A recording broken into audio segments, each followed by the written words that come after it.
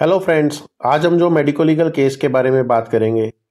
यहाँ पे जो डिस्कशन हुआ और जो प्रॉब्लम्स थी, वहाँ पे पेशेंट की डेथ हुई आफ्टर सर्जरी। तो यहाँ पे जो इशू रिलेटेड रहा वो हमेशा डेथ के रिगार्डिंग रहा। प्लस यहाँ पे जो डिस्कशन हुआ कोमोर्बिडिटीज़ पे हुआ। रिसेंटली नेशनल कमीशन ने 10 फरवरी को इस पे अपना फाइनल वर्डिक्ट दिया है, Mohit Joshi versus Fortis hospital. Complainant ने क्या कहा? उसने कहा कि मैं ओपिनियन लेने नी रिप्लेसमेंट सर्जरी के लिए 23/6/2014 को ओपोनेंट के अस्पताल में गया। वहाँ पे डॉक्टर्स ने चेक करके मुझे सजेस्ट किया बायलेटरल टोटल नी रिप्लेसमेंट के लिए। मैं वहाँ पे अगले महीने 10 तारीख को एडमिट हुआ। उन्होंने वर्कअप कराया और 11 तारीख को उन्होंने ऑपरेशन कर दिया।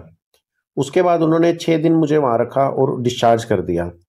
उसके बाद कंडीशन बिगड़ती गई, उन्होंने कोई ध्यान नहीं दिया और मुझे दूसरी जगह एडमिट भी होना पड़ा। और उसके बाद सीवियर सिम्टम्स के साथ 21/8 को हम एडमिट हुए, लेकिन हमारा पेशेंट 2 दिन बाद एक्सपायर हो गया। तो इन्होंने प्री ऑपरेटिव वर्कअप पे हमें बहुत प्रॉब्लम्स रखी हैं। High risk proper consent explain नहीं किया और प्रॉपर पोस्ट ऑपरेटिव केयर भी नहीं दी। इसलिए नेग्लिजेंस का केस दायर करते हुए इन्होंने 65 लाख रुपीस को डिमांड किया।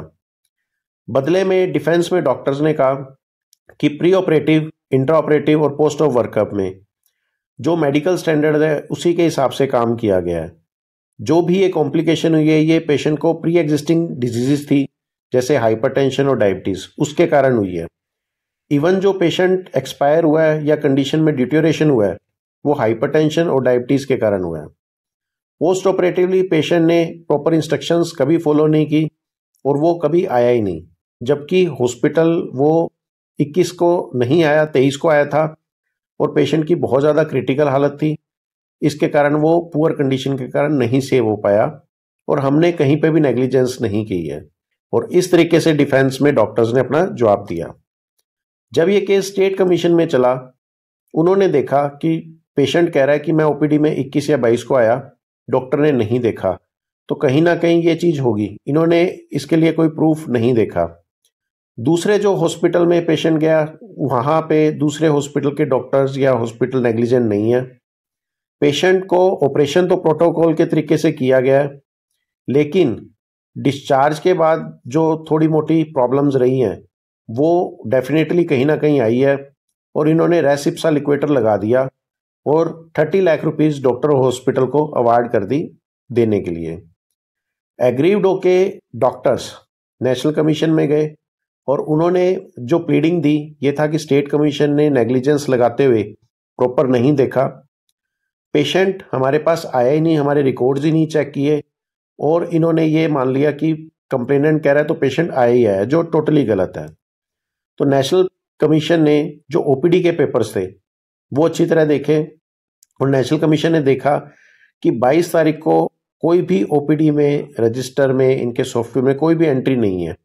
तो ये कहना कि मैं 22 तारीख को व्हीलचेयर पे बैठा रहा, डॉक्टर ने देखा नहीं, डॉक्टर ने बोल दिया कि आप 25 को आना, ये कहीं पे भी प्रूव नहीं हो रहा। फिर नेशनल कमीशन ने जो ऑब्जर्व किया कंसेंट पेपर पे कि कंसेंट प्रॉपर है, वहां पे कोई भी गलत नहीं है, लेकिन डेथ जो हुई है वो पोस्ट ऑपरेटिव कारण से हुई है और उसको डॉक्टर्स कह रहे हैं कि ये प्री एग्जिस्टिंग डिजीज के कारण हुई है। तो नेशनल कमीशन ने माना कि ठीक है, ये प्री एग्जिस्टिंग डिजीज थी, यह सर्जरी इमरजेंसी नहीं थी। तो यहाँ पे जो भी उसकी मेडिकल कंडीशन थी वो भी स्टेबल थी। अगर स्टेबल नहीं होती तो आपको करनी चाहिए थी, ठीक है, लेकिन नी में जो प्रॉब्लम थी वो लंबे टाइम से थी, तो वहाँ कोई भी ऐसी इमरजेंसी नहीं थी कि आप ऑपरेट नहीं करोगे तो पेशेंट एक्सपायर हो जाएगा। तो ऐसे कंडीशंस में जो इलेक्टिव कंडीशन थी, आपको पेशेंट को प्री एग्जिस्टिंग डिजीज को पहले स्टेबलाइज करना चाहिए था, उसके बाद आपको ऑपरेशन करना चाहिए था। तो यहाँ पे थोड़ी सी डेफिशिएंसी इन्होंने मानी और कहा स्टेट के ऑर्डर को ही कंटिन्यू करें और इन्होंने अल्टीमेटली प्ली को डिसमिस कर दिया। टेक होम मैसेज की बात करें friends, X shell skull rule एक होता है। वो क्या होता है? बहुत बार हम हमारी प्लीडिंग्स में ये देते हैं कि पेशेंट को शुगर की प्रॉब्लम थी या डायबिटीज की प्रॉब्लम थी, उसके कारण ये प्रॉब्लम हुई है। बेसिकली एक ये रूल सुप्रीम कोर्ट ने निकाला था, इस पे हम एक पूरी वीडियो लेंथ ही बनाएंगे। उसमें ये होता है कि जैसे अंडे की शेल है वो बहुत फ्रेजाइल होती है, जल्दी से छोटा सा ट्रोमा टूट जाता है। तो ऐसे में पेशेंट अगर फ्रजाइल है, वो आपके पास वैसे का वैसा आया है, आपने उसको प्रॉपरली एक्सेप्ट किया है, तो इन कंडीशन से अगर हम ये कहें कि भाई ये पेशेंट की प्रॉब्लम थी और इसलिए ये ज़्यादा एग्रावेट हुआ, तो कोर्ट इसको कहता है कि दिस इज रॉन्ग। हम जो प्री एग्जिस्टिंग डिजीजेज है उसको आप इसमें कंसिडरेशन नहीं करेंगे अनटिल अनलेस वो एक इमरजेंसी है।